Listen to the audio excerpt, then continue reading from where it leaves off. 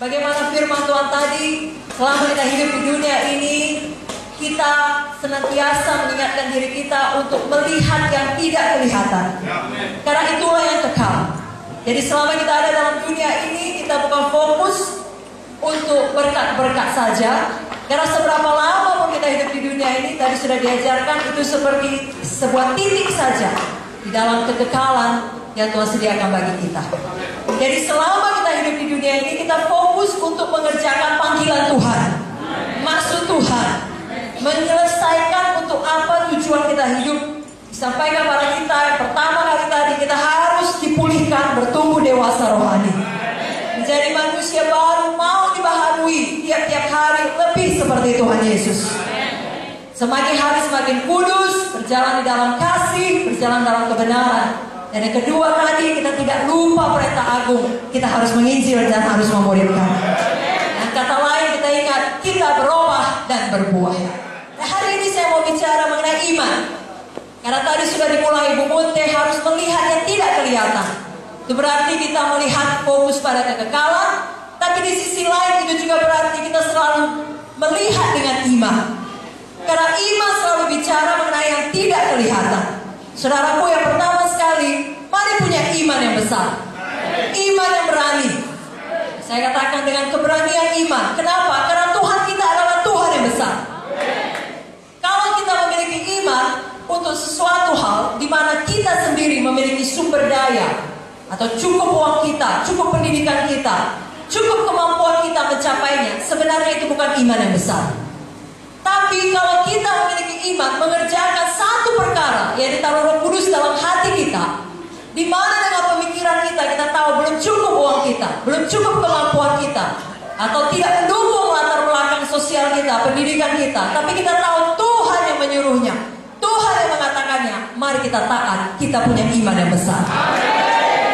Seperti firman Tuhan pada KKR kemarin, karena kita punya firman yang memiliki kuasa yang tidak terbatas.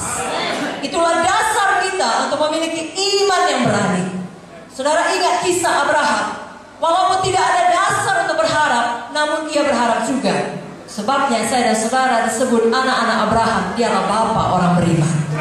Dalam Roma 4 ayat 18 saya bacakan, sebab sekalipun tidak ada dasar untuk berharap, namun Abraham berharap juga dan percaya bahwa ia akan menjadi bapa banyak bangsa, menurut yang telah difirmankan, demikianlah banyaknya nanti keturunanmu. Imannya tidak menjadi lemah, walaupun dia mengetahui bahwa tubuhnya sudah sangat lemah, karena usianya telah kira-kira 100 tahun, dan bahwa rahim Sarah telah tertutup.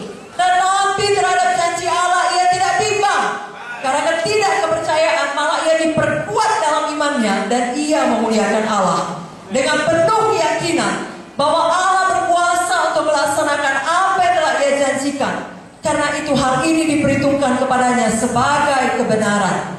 Kata-kata ini, yaitu hal ini diperhitungkan kepadanya, tidak ditulis untuk Abraham saja, tetapi ditulis juga untuk kita.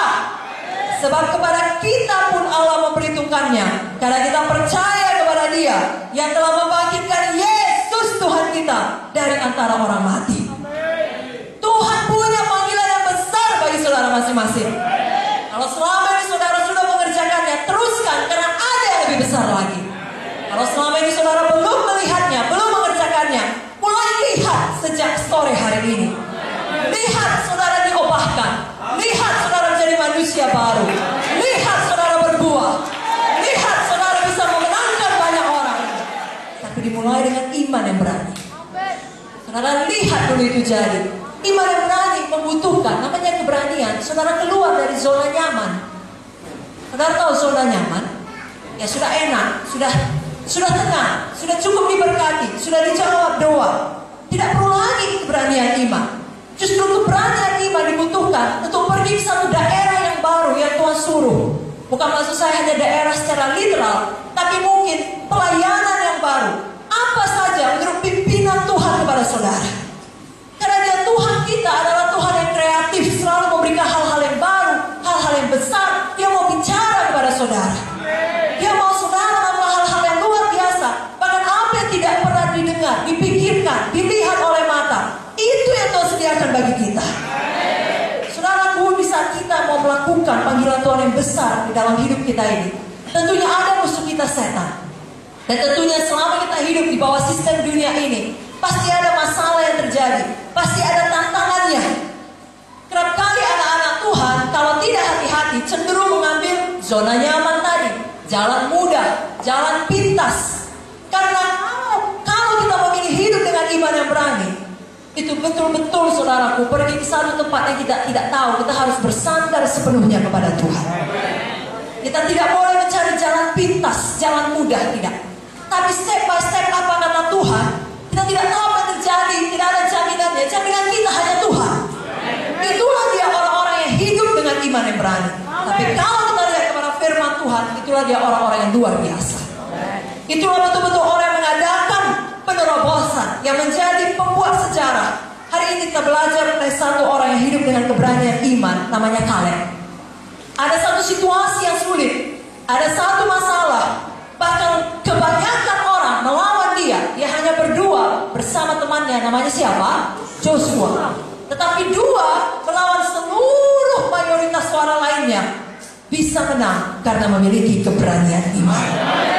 Saya bacakan Bilangan 13 ayat 26 sampai 33. Langsung datang kepada Musa, Harun, segenap umat Israel di Kades, di padang gurun Paran. Mereka membawa pulang kabar kepada keduanya dan kepada segenap umat itu, dan memperlihatkan kepada sekaliannya hasil negeri itu. Mereka menceritakan kepadanya, kami sudah masuk ke negeri kemana kau suruh kami, dan memang negeri itu berlimpah-limpah susu dan madunya, dan inilah hasilnya. Hanya bangsa yang diam di negeri itu kuat-kuat, dan kota-kotanya berkubu dan sangat besar. Juga keturunan Enak telah kami lihat di sana. Orang Amalek diam di tanah Negev, orang Het, orang Jebus, dan orang Amori diam di pegunungan. Orang Kanaan diam di sepanjang laut, sepanjang tepi sungai Jordan. Kemudian Kaleb, siapa saudaraku?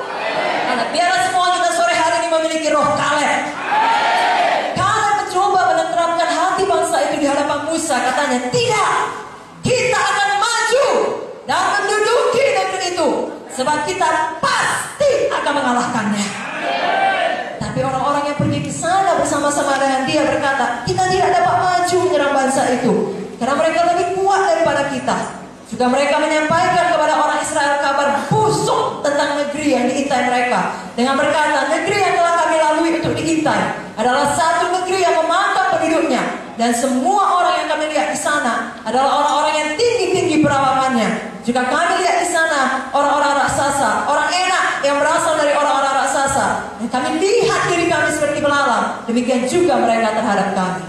Saudaraku, jangan bawa kabar busuk. Jangan ucapkan perkataan kalah. Walau semua orang mengucapkannya, saudara harus seperti Kaleb, berdasar kepada apa kata firman, apa kata iman yang berani, yang berkata, bisa. Bisa berubah, bisa berbuah, bisa menginjili sampai kepada bangsa-bangsa.